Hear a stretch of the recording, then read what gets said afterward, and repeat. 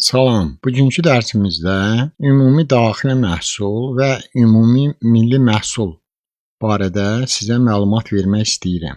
Ümumi daxili məhsul nədir?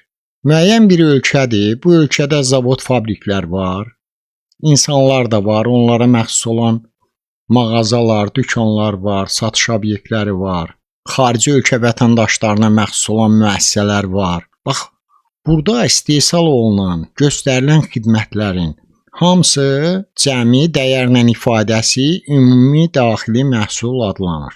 İndi ona tərif verməyə çalışaq.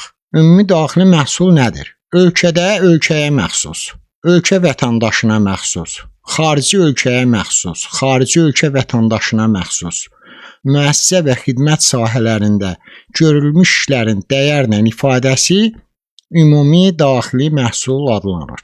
Dünyada ümumi daxili məhsulu daha çox olan ölkələrdən ABŞ-ı, Çini, Yaponiyanı, Almaniyanı və s. göstərmək olar. Türk ölkələri içərisində ümumi daxili məhsulu daha çox olan birinci Türkiyədir, ikinci Qazaxıstan, sonra Özbəkistan, sonra Azərbaycandır. Bəs ümumi milli məhsul nədir?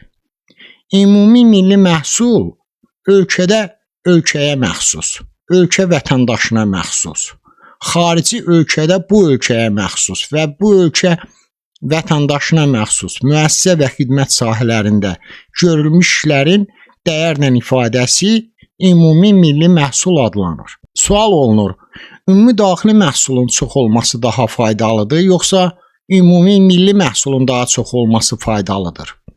Əlbəttə, ümumi milli məhsulun çox olması daha faydalıdır. Çünki burada deməli müəssisələr və xidmət sahələri hamısı ölkəyə və ölkə vətəndaşına məxsusdur. Amma ümumi daxili məhsulda xarici ölkələrin payı da var.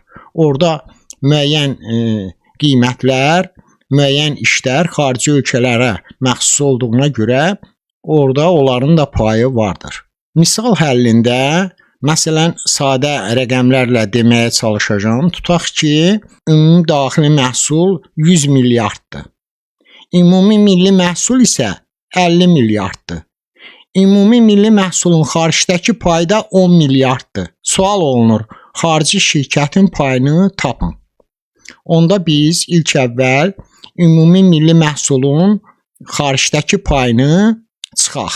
50 milyarddan 10 milyardı çıxaq, elədi 40 milyard.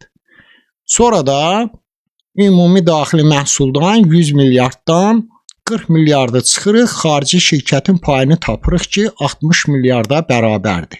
Ola bilər ki, xaricdəki pay faizlə göstərilsin. Məsələn, ümumi daxili məhsul 100 milyarddır, ümumi də 50 milyard dollardır. Ümumi milli məhsulun xaricdəki payı üdumunun 10%-nə bərabərdir. Sual olunur, xarici şirkətin payını tapın. Onda ilk əvvəl 100 milyardın 10%-ni tapırıq, bu eləyir 10 milyard eləyir. Onda 50 milyarddan ümumidən xaricdəki pay çıxırıq, onda ölkə daxilində ümumi 40 milyarda bərabər olur. Sonda da 100 milyarddan yenə 40-ı çıxırıq, eləyir 60 milyard. Bu da xarici şirkətin payıdır.